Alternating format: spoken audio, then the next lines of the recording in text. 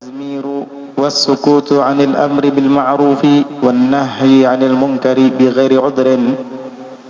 Dan termasuk di antara dosa-dosa lisan adalah at-tazmir, yaitu meniup seruling. Karena mizmar atau seruling itu diharamkan, terutama mizmarun iraqiyun, yaitu seruling Irak. Karena langsung datang riwayat hadis yang menjelaskan keharaman mizmar Iraqi. Para fuqaha menyebutkan mizmar Iraqi atau seruling Irak itu biasanya harus sepasang dengan gitar dan tidak akan bisa bagus jika tidak ditemani oleh gitar. Ada lagi yang namanya yara. Yara itu sejenis seruling, tetapi para ulama memperselisihkan pendapat dalam hukumnya. Ada yang mengatakan haram sama seperti mizmar, di antaranya Imam Nawawi dan yang lain-lainnya. Tetapi ada juga yang mengatakan boleh, di antaranya adalah Imam Rafi'i dan Imam Al-Bulqini. Apa itu yara? Yara itu sejenis seruling, tapi bukan seruling yang dimaksud dengan mizmar, yaitu yang biasa dipakai oleh orang-orang Marawis dan dipakai pula oleh sebahagian ahli tariqat di saat melaksanakan hadrahnya. Nah, ini nggak apa-apa. Menurut Imam Rafi'i itu boleh-boleh saja. Begitu juga dengan Imam Al-Bulqini. Kenapa? Karena tidak ada dalilnya mengharamkan yara, sehingga orang-orang Marawis yang biasanya membaca qasidah-qasidah puji-pujian kepada Nabi kita Muhammad sallallahu alaihi wasallam yang diiringi oleh hajir dan yara tersebut, hukumnya boleh menurut pendapat Imam Rafi'i dan disepakati oleh Al-Bulqini. Nah, jadi itu khilaf. Oleh karenanya kita menyaksikan guru-guru kita, ulama-ulama, ketika melihat yara yang sejenis seruling tadi, dan memang kita dalam bahasa Indonesianya tetap menyebut itu seruling, suling. Padahal suling atau seruling itu banyak macamnya. Sedangkan yang datang riwayat hadis melarang akan seruling adalah yang mizmar itu. Sedangkan yang ditiup oleh orang-orang di saat ada acara Marawis itu disebut dengan yara, bukan mizmar, sehingga hukumnya boleh menurut Imam Rafi'i dan Al-Bulqini. Jadi begitu. Guru-guru kita yang menyaksikan acara Marawis tidak ada yang mengingkarinya, karena ini masalah khilafiyah. Tapi apabila itu adalah mizmar, nah ini baru dilarang. Dan mizmar itu yudrabu bihi atau yunfakhu bihi ma'al autar. Biasanya ditiup bersamaan dengan dimainkannya gitar. Ya mungkin sejenis saksofon gitu, atau sejenis kayak trompet gitu lah mungkin. Ada buk, lahu bukun, buk. Jadi ada rongga yang besar di antara rongga atau lubang mizmar itu, ya sejenis kayak trompet atau seperti apa tuh namanya tadi, saksofon. Tahu saksofon ya? Bukan kelelapon. Kalau kelelapon wadah itu khas Martapura itu, gagicak kelelapon. Saksofon atau kayak sejenis trompet gitu. Makanya orang kalau Nasrani itu Natalan niup trompet mereka. Sesuai, memang itu dilarang dalam Islam. Nah, inti jangan ikut-ikutan niup trompet. Nah, itu termasuk maksiat lidah, maksiat mulut, begitu. Wassukutu 'anil amri bil ma'ruf, dan berdiam daripada memerintah dengan berbuat baik. Tidak mengajak orang berbuat baik padahal dia bisa. Itu termasuk maksiat lidah. Mestinya ajak orang untuk berbuat baik, tapi dia malah tidak mau. wan nahyi 'anil munkar, dan berdiam daripada mencegah kemungkaran. Ini juga termasuk maksiat lisan. Melihat kemungkaran di depan mata, diam. Dalam hadis Rasulullah sallallahu alaihi wasallam bersabda, "Man ra'a munkaran fasakat fahuwa syaitanun akhras." Barang siapa yang melihat kemungkaran lalu ia berdiam, maka dia laksana seorang syaitan yang bisu. Bi ghairi udhrin, tanpa ada udzur, halangan. Ya, kalau ada udzur. Seperti halnya jika saya menegur orang ini, dia tidak akan menurut dan akan mencelakai saya. Nggak usah kalau kayak gitu. Cukup kamu mengingkari dengan hati kamu bahwa saya tidak setuju dengan perbuatannya karena ini dilarang dalam agama. Di dalam hati berniat, andai kata saya mampu mencegahnya, pasti saya akan mencegahnya. Tetapi saya tidak mampu, maka saya memprotes dengan hati saya saja, sambil mendoakannya mudah-mudahan dapat hidayah. Begitu. Dalam hadis Rasulullah sallallahu alaihi wasallam bersabda, "Man ra'a minkum munkaran falyughayyirhu biyadihi. Fa in lam yastati' fa bi lisanihi. Fa in lam yastati' fa bi qalbihi. Wa dzalika adhaful iman." Barang siapa di antara kalian menyaksikan akan kemungkaran, maka hendaknya ia merubah kemungkaran itu dengan tangannya, dengan kekuatannya. Sebahagian ulama hadis mentafsirkan makna dengan kekuatan di sini khusus bagi para orang-orang yang berwenang, seperti para tentara dan para polisi. Ini hak mereka ini, menggerebek dan membubarkan kemungkaran-kemungkaran itu, karena mereka yang berwenang. Nah, itu wulatul amr, para penguasa-penguasa yang punya kekuatan dan wewenang, bisa mengerahkan polisi-polisinya atau tentara-tentaranya untuk membubarkan kemungkaran itu. Seperti misalkan ada prostitusi, tempat-tempat pelacuran, tempat-tempat perjudian, dan kemungkaran-kemungkaran lainnya. Begitu. Fa in lam yastati', jika dia tidak mampu dengan tangan dan kekuatan, karena mungkin dia tidak punya kekuatan untuk melakukan dengan tegas. Fa bilisanih, maka dengan lisannya. Wajib dia angkat bicara, menegur secara langsung bahwa itu adalah mungkar, tidak boleh dilakukan. Atau menyindir dengan hikmah. Begitu, harus bicara.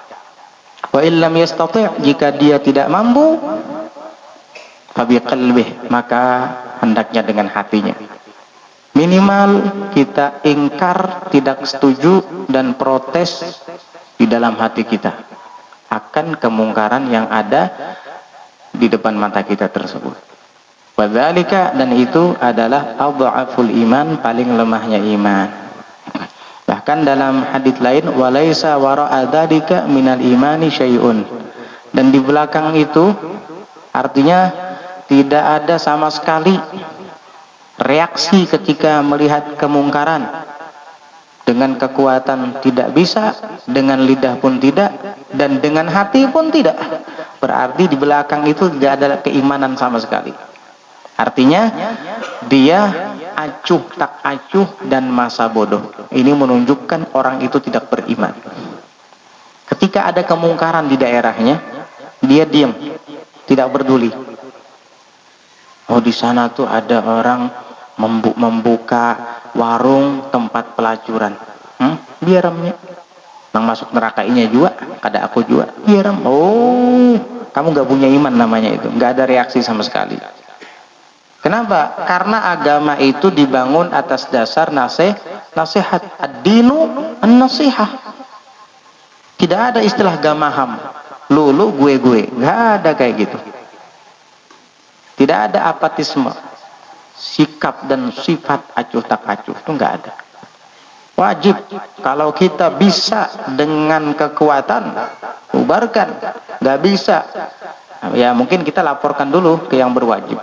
Kalau nggak bisa, angkat bicara kita. Mohon maaf, tolong tempat ini dibubarkan, jangan sesekali lagi diadakan maksiat seperti ini. Kami mewakili warga Pandansari misalnya, desa Pandansari tidak setuju dengan kemungkaran ini. Nah begitu, gak berani juga, minimal dengan hati, dan melarang sahabat-sahabat terdekat kita, jangan ikut-ikutan ke sana.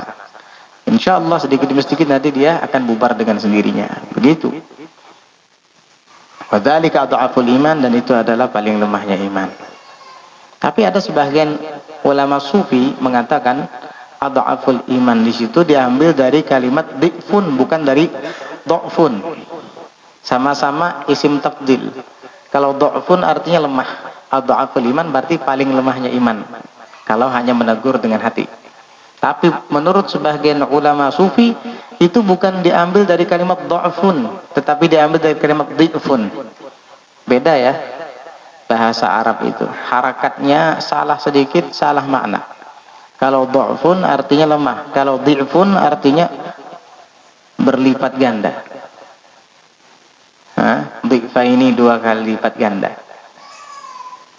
Jadi sebagian sufi mengatakan bahwa adhaful iman di situ adalah orang yang menegur dengan hatinya itu adalah paling kuatnya iman.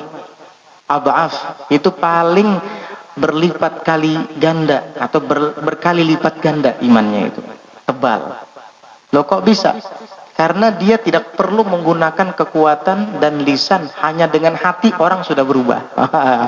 Ini hebat, dan ini hanya orang-orang tertentu yang bisa seperti itu. Para wali-wali saja. Kalau kita nggak bisa kayak gitu. Ini dibuktikan oleh Ma'ruf Al-Karhi bersama dengan murid-muridnya. Ketika sedang berjalan di tepi sungai, tiba-tiba di siang hari Ramadan itu ada sekelompok anak muda-mudi, laki-laki perempuan, sedang naik perahu. Dan mereka semua di siang bulan puasa mereguk minuman keras, nggak puasa. Dan ketawa-ketawa mengolok-olok Ma'ruf Al-Karhi bersama rombongan muridnya. Lewat di hadapan Ma'ruf Al-Karhi, naik sampan tersebut bersama dengan komplotan-komplotannya. Ketawa-ketawa. Ma'ruf Al-Karhi senyum. Akhirnya murid-muridnya bilang, wahai Syekh, wahai Ma'ruf Al-Karhi, ud'u alaihim, ud'u Allah alaihim. Doakan kepada Allah Ta'ala untuk kebinasaan mereka. Senyum Ma'ruf Al-Karhi. Berdoa, beliau angkat tangan dan mengatakan, memanjatkan di dalam doanya, Allahumma kama farrahtahum fid dunya fafarrihhum fil akhirah. Ya Allah, sebagaimana engkau bahagiakan mereka di dunia, tuh bahagia di dunia mereka, tertawa-tawa bahagia, maka bahagiakanlah mereka pula kelak di akhirat. Itu murid-muridnya tadinya sudah mau mengaminkan. Pas doanya kayak gitu berat mau mengucapkan amin. Lalu ada yang protes. Wahai Syekh, wahai Ma'ruf Al-Karhi, kenapa engkau doakan seperti itu? Mereka tuh pelaku maksiat, mestinya didoakan binasa kayak, didoakan biar perahunya terbalik, biar karam semua, mati orangnya. Jangan gitu, kata Ma'ruf Al-Karhi. Sudahlah, kalian diam sajalah. Itu hanya beberapa menit, perahu tadi balik lagi. Begitu balik, menepi. Dan semua yang ada di dalamnya turun mendatangi Ma'ruf Al-Karhi, minta maaf dan minta didoakan. Dan mereka pun mengucapkan kepada Ma'ruf Al-Karhi, ketika tadi kami lewat, kami melihat Anda dan mengejek Anda. Begitu sudah lewat dari hadapan Anda, kami semua merasa berdosa dan bersalah. Sekarang kami minta maaf dan bimbing kami untuk bertaubat kepada Allah. Ma'ruf tersenyum dan memandang kepada murid-muridnya. Paham nggak sudah kalian? Baru muridnya sadar bahwa maksud dari doa Ma'ruf Al-Karhi sebagaimana, ya Allah, engkau bahagiakan mereka di dunia ini, bahagiakanlah pula mereka kelak di akhirat dengan bertaubat ini. Oh, kata muridnya, baru kami mengerti maksud daripada doa Ma'ruf Al-Karhi. Jika mereka tetap terus bermaksiat seperti tadi, mana mungkin Allah akan membahagiakan mereka di akhirat? Gak mungkin. Jadi doa ma'ruf al-karhi agar mereka kelak bahagia di akhirat, maksudnya mereka bertaubat. Akhirnya mereka dapat hidayah. Nah ini dengan hatinya yang sungguh-sungguh dia panjatkan doa kepada Allah, langsung berubah mereka. Ma'ruf al-karhi nggak pernah nasihati mereka, itu maksiat, siang Ramadan nggak boleh, haram. Enggak. Senyum, hanya dengan senyuman lewat didoakan, langsung nggak boleh. Itu kelas ma'ruf al-karhi. Kalau kita jangan. Ya, kalau kita jangan sok kayak ma'ruf al-karhi.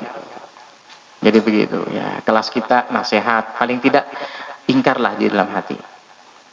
Ya, kalau bisa nasihat itu lebih bagus. Dengan cara yang bagus, yang hikmat, yang sopan, begitu. Dan termasuk maksiat lisan juga adalah waqatmul ilmil wajibi ma'a wujudit talib, dan menyembunyikan ilmu yang wajib bersamaan dengan adanya talib, murid yang menuntut ilmu, si penuntut ilmu. Ada orang ingin menuntut ilmu kepada kamu, lalu kemudian kamu yang berpengetahuan ini tidak mau mengajarkannya, maka kamu berdosa. Itu maksiat lisan. Lidah saya tidak ngomong, lidah saya hanya sekedar berdiam, tutup mulut, masa saya berdosa? Iya. Karena ada kalanya dosa lisan itu karena bicara, ada juga dosa lisan itu karena diam. Diam dari kebenaran, diam dan tutup mulut dari kewajiban, itu dosa. Itulah hebatnya lisan. Lisan ini ada kalanya kalau diucapkan dosa. Gibah, dusta, ejekan, cacian, makian. Ada kalanya juga apabila berdiam, nggak ngomong sama sekali, justru itu juga berdosa. Seperti ini. Ketika kita punya ilmu pengetahuan dan masyarakat yang ada di sekitar kita tidak mengerti agama dan mereka semua ingin belajar, kita justru malah tidak mau. Kita menyembunyikan ilmu kita. Maksiat lisan itu. Paham? Gak boleh seperti itu. Orang berilmu itu seperti orang yang melihat. Sementara orang-orang yang jahil tidak punya ilmu pengetahuan itu seperti orang-orang yang buta. Apabila orang-orang yang buta itu akan jatuh ke jurang, maka kewajiban orang yang melihat adalah menegur mereka. Awas, awas, awas, awas, jangan teruskan berjalannya, berhenti. Di depan kalian ada jurang yang dalam.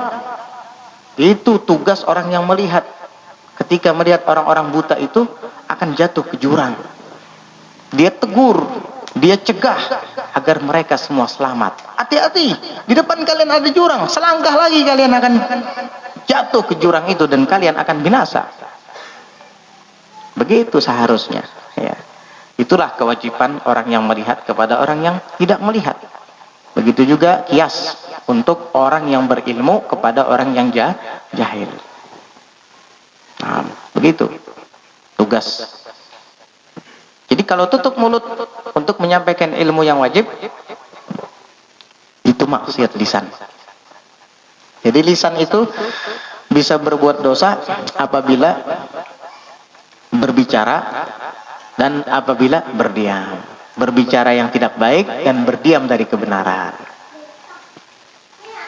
Di dalam hadis Rasulullah sallallahu alaihi wasallam bersabda, "Man katama ilman aljamahullahu bilijamin minan nar." Dalam riwayat lain Rasulullah SAW juga bersabda, "Man alima ilman fakatamahu aljamahullahu yaumal qiyamati bilijamin minnar." Barang siapa yang mengetahui ilmu lalu ia menyembunyikannya, maka Allah akan kekang ia di hari kiamat kelak dengan kekang yang terbuat dari api. Artinya apa? Masuk neraka. Gak mungkin orang yang masuk surga dikekang dengan api. Siapa? Ulama yang berdiam, menyembunyikan ilmu dan tidak mau menyampaikan. Akan Allah kekang dengan kekang dari api kelak di hari kiamat. Berarti masuk neraka. Mana mungkin orang yang di surga dikekang dengan api? Nggak mungkin kan? Ya, berarti orang ini di neraka. A'udzubillah. Ahlul kitab terdahulu itu mereka hasud, iri, dengki kepada Rasulullah sallallahu alaihi wasallam sehingga mereka menyembunyikan ilmu mereka. Mereka tidak mau menyampaikan kebenaran Nabi Muhammad sallallahu alaihi wasallam. Padahal mereka tahu bahwa nabi ini adalah nabi yang hak, nabi yang benar. Bahkan mereka lebih tahu daripada anak-anak mereka sendiri. Begitu yang disampaikan oleh Abdullah bin Salam ketika ia masuk Islam. Ditanya oleh Umar bin Khattab, benarkah wahai Abdullah bin Salam, ahlul kitab itu lebih mengetahui Nabi Muhammad daripada anak-anak mereka? Iya.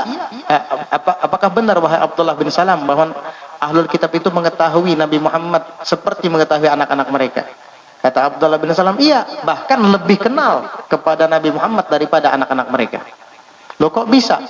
Iya, karena anak-anak kami tidak jelas apa yang akan mereka alami kelak dan kemana nanti mereka akan pergi.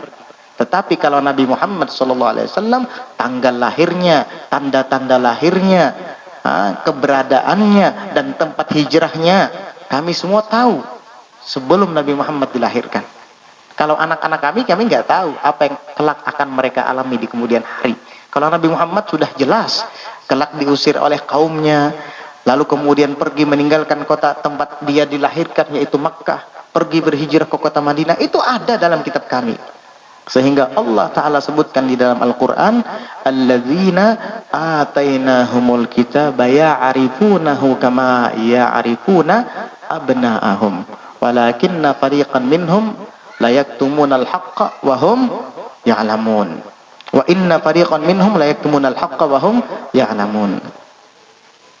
Orang-orang yang kami berikan kepada mereka pengetahuan tentang kitab-kitab terdahulu, Taurat, Zabur, Injil, Suhuf Ibrahim, Suhuf Musa, semua menyebutkan tentang cerita Nabi Muhammad sallallahu alaihi wasallam. Mereka ahlul kitab ya'rifunahu, mengenal Nabi Muhammad, kama ya'rifuna abna'ahum, sebagaimana mereka mengenali anak-anak mereka sendiri, bahkan lebih. Wa inna fariqan minhum, dan sesungguhnya sekelompok daripada mereka la yaktumunal haqq, mereka itu benar-benar menyembunyikan yang hak, tidak mau mengakuinya. Wa hum ya'lamun, dan padahal mereka tahu kebenaran Nabi Muhammad sallallahu alaihi wasallam. Hati ini. Banyak kadang orang-orang yang berpengetahuan tidak ingin menyampaikan yang hak lantaran untuk kepentingan duniawinya. Kasihan. Ini adalah perbuatan haram. Dia nggak mau menyampaikan yang haram itu haram, karena kalau dia sampaikan nanti orang-orang nggak suka sama dia. Akhirnya maksud tujuan duniawinya tidak tercapai. Kasihan. Kamu berdakwah karena dunia, takut menyuarakan yang hak, lantaran ingin punya banyak pengikut, lantaran ingin mendapatkan harta duniawi dari fulan bin fulan, dari orang-orang dan pihak tertentu misalnya. Kasihan, kamu jual agamamu dengan dunia yang sepintas lalu, selayang pandang, tidak akan pernah kamu bawa sampai akhirat. Na'udzubillah min dzalik. Mudah-mudahan kita tidak jadikan seperti ini, menyembunyikan yang benar, yang hak, gara-gara takut dunianya hilang. Na'udzubillah. Wadhahku li khurujir rih aw ala muslimin istihqaran lahu. Dan tertawa li khurujir rih, karena keluarnya angin.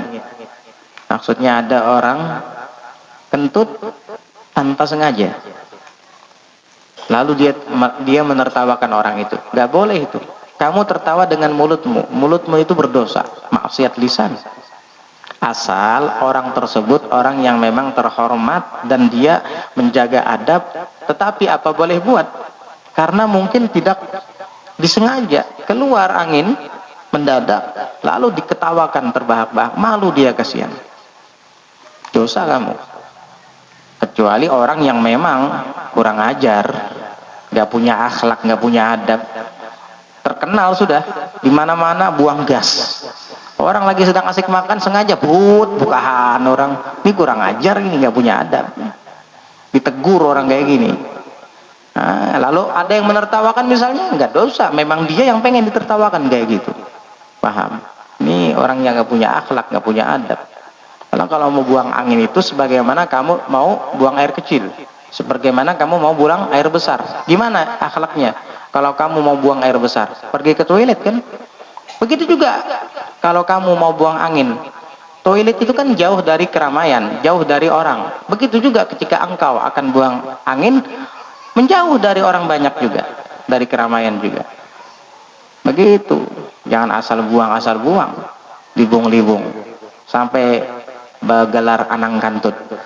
Nah ini kan sudah keterlaluan, sampai jadi gelar. Anang kantut gelar. Tiwas pekantut terus. Nah, kalau ini enggak, orang yang memang menjaga kehormatan dan muruahnya, menjaga marwahnya, tetapi dia tidak sengaja lalu keluar angin secara tiba-tiba. Kita enggak boleh menertawakannya. Kalau perlu kita pura-pura enggak dengar. Itu akhlak Nabi kita Muhammad sallallahu alaihi wasallam. Ketika dulu para sahabat makan bersama Nabi, kebetulan hidangan yang disajikan adalah daging onta. Setelah selesai makan dan akan didirikan sholat, tiba-tiba tercium aroma tak sedap, bau kentut. Nyium, semua nyium. Kebiasaan para sahabat itu, mereka selalu memelihara wudhu. Jadi kalau sholat didirikan langsung takbir, nggak perlu sibuk-sibuk ngambil wudhu lagi, karena mereka sudah menjaga wudhunya. Sehingga Rasulullah khawatir kalau nanti langsung didirikan sholat, ada satu orang wudhu, maka ketahuan bahwa ternyata yang baru saja buang gas adalah fulan itu, yang bau banget kentutnya keciuman. Nabi tidak ingin. Kasihan, pasti malu orang itu, kata Nabi. Akhirnya apa kata Nabi? Man akala lahma juzrin falyatawadda. Barang siapa yang makan daging onta, maka hendaknya berwudu. Ya seberataan wudu jadinya. Orang seberataan makan daging onta. Wuduan seberataan. Dari sini Imam Nawawi mengambil dalil bahwa memakan daging onta membatalkan wudu. Itu ikhtiarnya Imam Nawawi. Tapi alal mu'tamad dalam madhab Asy-Syafi'i tidak batal. Membatalkan wudu hanya 4, tidak lebih dari itu.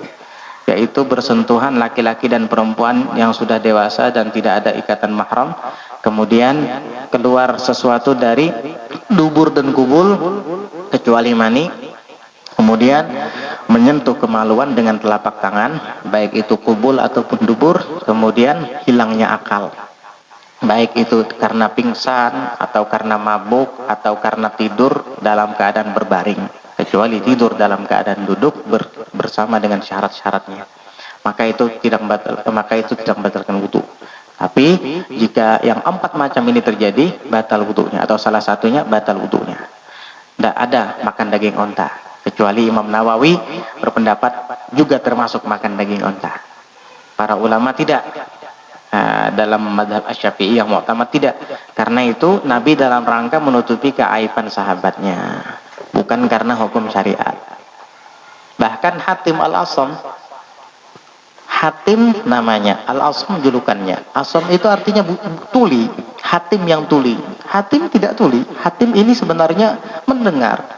Cuman karena suatu ketika ada seorang perempuan, banyak versinya. Ada yang mengatakan ketika Hatim sedang berjualan, ada yang mengatakan ketika wanita itu mau minta fatwa dengan beliau. Datang ke hadapan Hatim Al-Asam, lalu kemudian tanpa sengaja perempuan itu kentut. Saring-nyaringan melibung di hadapan Hatim Al-Asam. Laki-laki. Pasti perempuan itu sangat malu sekali. Hatim Al-Asam melihat raut wajahnya itu pucat karena malu. Pucat kemerah-merahan itu. Pucat kemerah-merahan karena malu. Hatim akhirnya berinisiatif. Dia pura-pura jadi orang tuli saja. Kata Hatim, "Ada apa kamu datang ke sini?" "Ada sesuatu yang akan saya tanyakan." "Apa?" "Ada sesuatu." Yang keras suaranya. "Alhamdulillah," kata perempuan tadi. "Berarti beliau ini tuli. Berarti nggak dengar suara kentut saya barusan." Oh iya, saya ada pertanyaan. Nah iya gitu, yang keras ngomongnya, kayak nggak denger. Alhamdulillah, betul, berarti tuli betul orang ini. Berarti dia nggak dengar kentut saya tadi. Padahal denger, tapi menutupi keaiban perempuan itu. Rela beliau berpura-pura jadi tuli, bukan karena melawak, bukan. Memang pura-pura tuli karena menutupi keaiban orang, bukan karena melawak. Ya. Jadi kata beliau, kata Hatim Al-Asam, keraskan suaramu. Perempuan itu pun Bapak bertanya kepada beliau dengan suara yang keras, bicara di hadapannya dengan suara yang nyaring. Padahal kesungingan telinga Sidin nyaring. Tapi karena demi menutupi keaiban perempuan itu. Selama perempuan itu masih hidup, beliau rela menjadi seperti orang yang tuli. Karena kalau beliau mendengar pulang, tahu kena bebinianto, berarti hidup pura-pura aja semalam. Nah, beliau nggak mau. Sampai perempuan itu meninggal dunia, baru beliau normal lagi. Ayo, siapa yang kuat kayak gitu?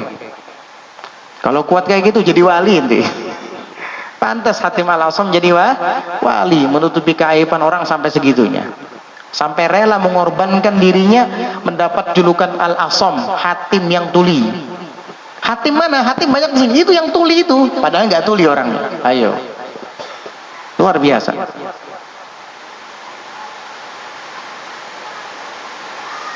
Wadhahku dihurjir rih aw ala muslimin istihqaran lahu, atau menertawakan orang muslim karena mengejeknya, menghinanya.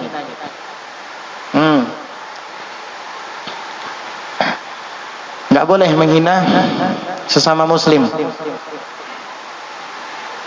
Dulu Abdullah bin Mas'ud radhiyallahu anhu warda itu badannya kecil, tumitnya kecil, betisnya kecil. Ini betis landau jaga bahasa kita.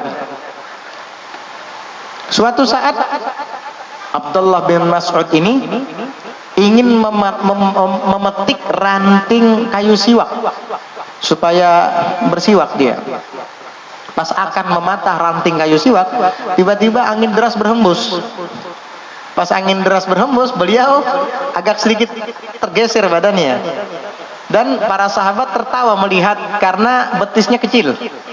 Halus Abdullah bin Mas'ud. Nabi melihat ketika para sahabat itu tertawa terbahak-bahak, maka Nabi langsung menghampiri mereka dan mengatakan, amin dikkati saqaihi tadhakun? Apakah karena kecilnya betis Abdullah bin Mas'ud kalian tertawa? Wallahi, kata Nabi, demi Allah, sesungguhnya walaupun kedua kaki Abdullah bin Mas'ud itu kecil, tetapi dia sangat berharga dan sangat besar di hadapan Allah ketimbang gunung Uhud ini. Itu para sahabat langsung diam. Nggak ada yang berani lagi kita minta maaf semuanya kepada Abdullah bin Mas'ud. Ayo, yang menertawakan temannya kemarin-kemarin minta maaf sama temannya. Hati-hati.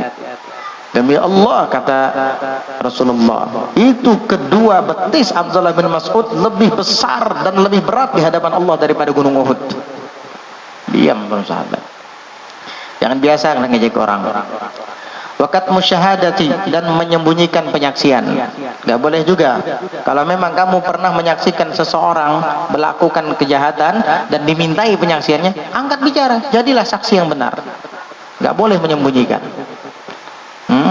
Aunisyanul Quran, atau melupakan Al-Quran.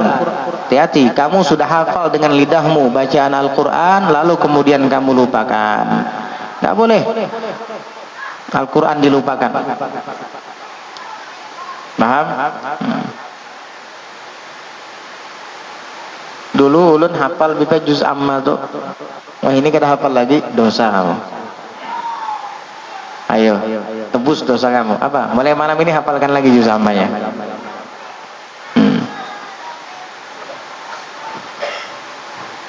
Watar kurat salamil wajib alaik, dan meninggalkan menjawab salam yang wajib atas kamu. Ada orang ucap salam kepada kamu, nggak kamu jawab, dosa, haram. Kenapa? Karena hukum menjawab salam wajib, maka hukum meninggalkannya meninggalkan kewajiban, dan meninggalkan kewajiban dosa. dalam Al-Quran itu disebutkan, wa idza huyitum bi tahiyyatin fahayyu bi ahsana minha aw rudduha. Jika kalian diucapkan salam penghormatan kepada kalian, maka ucapkan dengan kalimat yang sama, dengan kalimat yang lebih baik daripadanya, atau rudduha, jawab dengan kalimat yang sama. Jadi adab menjawab salam itu adalah ketika orang mengucapkan salam kepada kita dengan kalimat yang pendek, maka kita dianjurkan untuk menjawabnya dengan kalimat yang lebih panjang, minimal sama dengan ucapan orang itu. Jika orang mengucapkan salam kepada kita, assalamualaikum, jawab waalaikumsalam warahmatullah. Jika orang mengucapkan salam kepada kita, assalamualaikum warahmatullah, kita jawab yang lebih bagus dari ucapannya, waalaikumsalam warahmatullahi wabarakatuh, tambah wabarakatuhnya. Jika ia kemudian mengucapkan salam kepada kita, assalamualaikum warahmatullahi wabarakatuh, tambahkan lagi, waalaikumsalam warahmatullahi wabarakatuhu wa maghfiratuh. Kalau seandainya orang itu mengucapkan salam seperti itu juga, assalamualaikum warahmatullahi wabarakatuh wa maghfiratuh, kamu jawab lebih panjang lagi dari dia, waalaikumsalam warahmatullahi wabarakatuh wa maghfiratuh wa ridwanuh. Atasmu salam sejahtera dari Allah, keberkahan, keampunannya, juga keridhoannya. Kalau dia mengucapkan salam seperti itu, assalamualaikum warahmatullahi wabarakatuh wa maghfiratuh wa ridwanuh, ya sudah, jawab dengan jawaban yang sama, nggak ada lagi sudah riwayatnya, itu sudah full, sudah itu full tank sudah itu, jangan ditambahi lagi, sudah begitu, minimal sama, jangan kurang. Kata sebahagian fuqaha, jika kita menjawab salam dari orang dan kurang jawaban kita, belum menggugurkan kewajiban. Itu belum menggugurkan kewajiban. Jadi kalau seandainya orang mengucapkan assalamualaikum warahmatullahi wabarakatuh, kita jawab waalaikumsalam, masuk? Belum. Dia sampai wabarakatuh, kamu cuma waalaikumsalam, nggak sah itu. Kalau dia sampai wabarakatuh, kamu pun harus sampai wabarakatuh minimal. Kalau lebih lagi bagus, wa maghfiratuh juga. Jadi harus ditambahkan daripada dia. Ngarih bana ini anak menyambat ditambahi lagi. Ini jadi jadi olokan ini gara-gara ada orang dulu tambahi lagi. Ya, supaya beda lah sedikit, jadi tambahkan aja. Hi-nya tambah, jadikan kan aja, akhiran hi diganti dengan akhiran kan. Kena di padahal yang mumpatinya kita nggak mau ngikut orang nggak karuan, ya. Kita mau ngikuti orang yang karuan saja, yang nggak karuan jangan diikuti. Makanya ulun kadang kala hendak menyambat tambahi lagi itu rasa ngalih sekarang. Dulu rancak nyambat kayak itu gara-gara nangkara karuan, mau menyambat tambahi lagi jadi bahan ngalih, jadinya jadi berat kita menyambat tambahi lagi itu kalimat ini. Padahal itu bahasa Banjar Tulen. Cuman karena diarahkan ke arah yang tidak bagus, yang jadi bahan ejekan, jadi berat kita mengucapkannya. Makanya ulun hi itu akhiran hi itu asa risih menyambatnya lagi sekarang ini. Akhirnya tambahi itu ganti dengan akhiran kan, tambahkan lagi gitu aja. Mau dibilang tambahi lagi, kena dikira umpat-umpatan. Padahal memang kayak begitu. Untung ada alternatif lain dalam bahasa Indonesia. Iya, hi itu bisa diganti dengan akhiran kan, tambahkan lagi. Nah, biar kada sama loninya. Jakanya wali ulama besar yang pertama kali mempopulerkan itu, ya nggak apa-apa kita ikuti. Ini orang-orang yang nggak jelas gimana, terus ternyata sejarahnya gara-gara berteman sama bule orang kafir lagi, subhanallah. Jadi risih rasanya mau mengucapkan tambahi lagi itu. Ya akhirnya akhiran hi ulun ganti dengan kan, tambahkan lagi aja gitu. Enti kalau bisa gitu aja sudah sekarang. Jadi mana ejekan kayak gitu. Yang kita bahas agama lagi. Jadi tambahkan lagi waalaikumsalam warahmatullahi wabarakatuh wa maghfiratuh, kalau bisa sampai waridwanu. Paham? Karena ayat tadi menyebutkan wa idza hujitum bi tahiyyatin fahayyu bi ahsana minha. Jika kalian diucapkan salam penghormatan kepada kalian, fahayyu bi ahsana minha. Balas ucapan salam penghormatan itu dengan yang lebih baik daripada orang yang mengucapkannya. Itu yang pertama. Kalau tidak mau, aurudduha, atau minimal jawab dengan jawaban yang sama. Dan diantara syaratnya juga adalah disyaratkan orang itu mendengar jawaban kita. Jangan assalamualaikum warahmatullahi wabarakatuh dijawab Waalaikumsalam. Nggak dengar orang yang mengucap salam ini, nggak sah itu. Masih belum gugur kewajiban kamu. Harus dengan suara yang supaya orang itu mendengar jawaban salam kita. Ya jangan nyaring-nyaring banner, jangan. Ya sekiranya mendengar aja cukup, paham? Kada baik juga terlalu nyaring-nyaring banner itu. Nah, assalamualaikum warahmatullahi wabarakatuh. Waalaikumsalam. Nggak bagus juga terlalu nyaring-nyaring gitu. Iya, gimana gitu rasanya? Ini kadang, saya kurang dengar suaranya nih. Saya ulangi salamnya. Ayo, yang kompak, yang keras. Buat apa gitu-gitu? Cukup, nggak usah kayak gitu kali ya. Menjawab salam itu sunnatul kifayah. Satu orang cukup mewakilinya. Apa? Bukan menjawab ya. Mengucap salam itu sunnatul kifayah. Cukup satu orang mewakili mengucap salam. Dan menjawabnya itu fardu kifayah. Mengucapkannya sunnatul kifayah, menjawabnya fardu kifayah. Artinya hanya satu orang saja mewakili cukup. Tetapi kalau semua menjawab lebih bagus lagi. Tapi nggak usah yang serempak-serempak kali ya, yang berdarah-darah gitu nggak usah. Cukup waalaikumsalam warahmatullahi wabarakatuh. Yakfi. Ulun dulu di Indonesia kebiasaan begitu kan. Kita di Indonesia kan suka yang kayak gitu. Waalaikumsalam warahmatullahi wabarakatuh. Dari yang depan sampai belakang gitu. Pernah dulu ulun waktu di Hadramaut, kalau Syekh Habaib itu ceramah kadang memang ada yang mengucap salam, ada yang enggak. Kebanyakannya enggak. Cuman ada juga kadang yang mengucap salam, kadang tamu-tamu gitu. Tapi ulun denger kok mereka jawabnya nggak serempak, cuman kedengaran jawabannya waalaikumsalam gitu aja. Akhirnya ulun tulis surat di kertas. Waktu itu Syekh Umar bin Husain Al-Khatib, beliau memang biasanya ada orang-orang ngirim kertas sampai ke tangan beliau dibaca, isinya pertanyaan biasanya. Ulun coba nulis kertas juga, sampai nggak ke beliau, tulis isinya ya bahasa Indonesianya ya. Kalau bahasa Indonesianya begini: wahai Syekh, ini menjawab salam kenapa tidak serempak? Afiduni wa jazakumullahu khairan. Wahai Syekh Umar bin Husain, ini kenapa biasanya di Hadramaut ini orang kalau jawab salam gak serempak? Ya, tolong jawabkan begitu. Dijawab sama beliau. Sampai tapi itu kertas, kadang kan banyak kertasnya, ternyata itu sampai dibuka. Ketawa beliau. Kenapa emang kata beliau? Orang jawab salam itu fardu kifayah. Cukup hanya beberapa orang, satu orang saja dalam sekelompok itu menjawab sudah gugur kewajiban. Nah, kalau seandainya semua jawab juga nggak apa-apa, bagus lagi. Tapi ada apa? Emang ada fadilatnya kalau serempak? Ada fadilatnya gitu? Ada keutamaan apa di balik itu? Kan nggak ada. Ya sudah, baru saya ngerti. Pantas kok orang biasa nggak kada bedarau bahasa Banjarnya. Tahu arti bedarau? Bedarau tuh mulai depan sampai belakang. Kadang kayak gitu.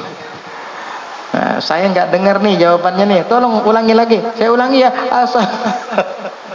Ngapain kayak gitu? Ya nggak apa-apa lah. Mungkin maksud beliau bagus supaya nggak ngantuk mungkin ya. Cuman kalau dalam pembahasan secara ilmiah nggak ada sunnah-sunnah yang serempak nyaring dengan keras itu nggak ada. Mending cukup dijawab.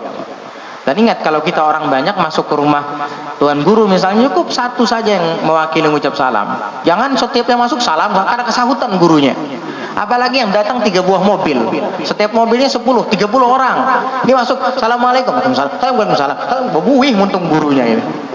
Ada yang kayak gitu kadang, setiap masuk salam, cukup satu aja yang mewakili. Bebuih muntung sidin, assalamualaikum, waalaikumsalam. Kadang awal lagi bukan sidin.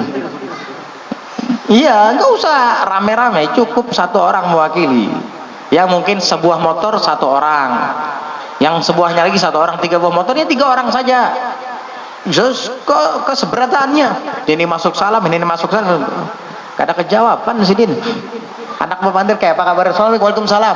Baik aja, waalaikumsalam. Waduh, nggak ada yang kayak gitu. Kenapa? Karena dia nggak paham. Iya. Ulun yang ngalami itu kadang. Ada tamu datang 3 buah mobil, hampir setiap orang itu salam semua. Ya Allah, ini karena ketangkisan. Jangan main tenis meja tuh bingung. Pas ngomong alhamdulillah mulai mana pian, assalamualaikum, waalaikumsalam. Tinggi, war jauh-jauh kan waalaikumsalam. Mana pian ini, waalaikumsalam. Wah. Ya kita kasih tahu, jangan setiap orang masuk semuanya ucap salam satu persatu ya. Enggak. Kasihan.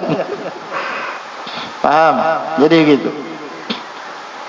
Dan ingat, perempuan tidak boleh mengucap salam kepada laki-laki. Haram hukumnya.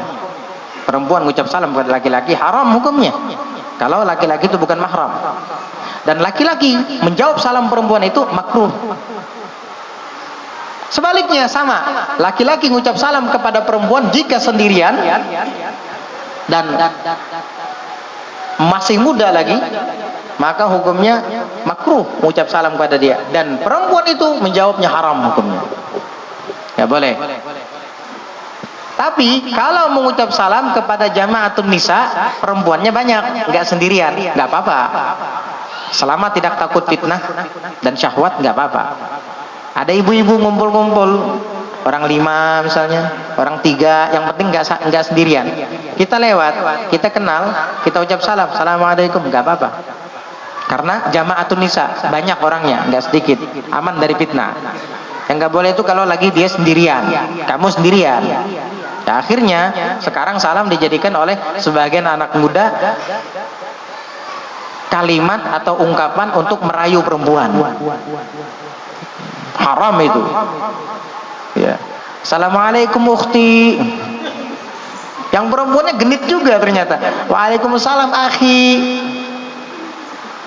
Bahlul ini. Bukan malah pahala, dosa yang didapat. Si laki-laki tadi mengucapnya makruh, si perempuan menjawabnya haram. Dosa akhirnya. Jangan kayak gitu. Ada adab-adabnya juga salam itu ya. Kecuali perempuannya banyak, kamu ucap salam nggak apa-apa. Jama'atun nisa itu. Rasulullah pernah seperti itu. Apalagi orangnya sudah tua-tua, aman dari fitnah. Wal qiblatu al muharrikatu lil muhrimi binusukin. Dan ciuman yang menggerakkan syahwat. Al muharrikatu menggerakkan, mengumbar syahwat lil muhrimi bagi orang yang sedang berihram binusukin dengan nusuk. Orang yang sedang ihram haji atau umrah itu nusuk namanya. Haji dan umrah enggak boleh mencium istrinya. Jika itu akan menimbulkan syahwat, dilarang itu di saat sedang ihram. Nah, sampai dia tahallul baru boleh. Ini ciuman dengan mulut itu tadi dosa itu. Walisaimin fardhon, dan bagi orang yang sedang berpuasa fardu, maksiat lisan, maksiat mulut juga itu. Nah, jika itu adalah orang tua mungkin makruh, tapi jika anak muda yang akan mengakibatkan persenggamaan kepada istrinya, padahal itu adalah siang bulan Ramadan puasa fardu, ini haram jadinya nanti. Hati-hati. Awliman la tahillu lahul qublah, atau mencium orang yang tidak halal baginya menciumnya, yaitu orang yang tidak ada hubungan apa-apa dengan kita, tidak ada hubungan pernikahan dalam artian bukan istri kita, dan tidak ada hubungan mahram, bukan keluarga kita, bukan ibu kita, bukan saudari kita. Haram, nggak boleh dicium-cium. Iya, walaupun dia mayit, sudah meninggal. Ada orang meninggal dunia, iya, laki-laki kah, perempuan kah, kamu jangan mencium dia jika kamu tidak ada hubungan kerabat dengan dia, hubungan mahram dengan dia. Kalau yang meninggal itu adalah perempuan, kesempatan nih, waktu hidup saya nggak bisa cium dia, pura-pura jadi sedih aja lah saya cium juga. Haram ente, walaupun dia sudah meninggal dunia. Orang mati kan tidak ada syahwat, orang yang meninggal nggak ada syahwat, tapi ente yang hidup. Hati-hati. Kadang-kala tuan guru ketika meninggal dunia, ada seorang ulama, mungkin seorang soleh syekh meninggal dunia, kan banyak tuh murid-murid beliau nyium dahinya, nggak apa-apa, sunnah. Takbilul ra's, tabarrukan, ngambil berkahnya.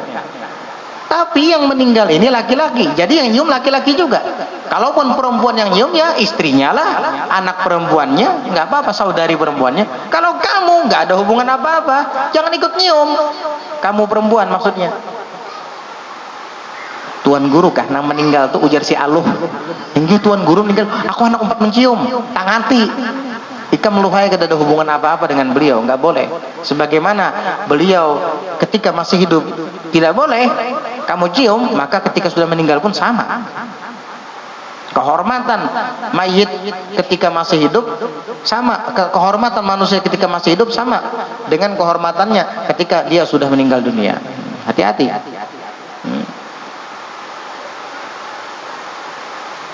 Aslun wa min ma'asil udhun wallahu a'lam bishawab. Insyaallah nanti kita lanjutkan tentang maksiat telinga di pelajaran berikutnya. Al-Fatihah bil qabul tamam kullu sulm wa ma'mul salih sya'an zahir batinan ala kulli jam' insyaallah. Wa hadratin nabi Muhammadin sallallahu alaihi wa ala alihi wa sahbihi sallam. Al-Fatihah.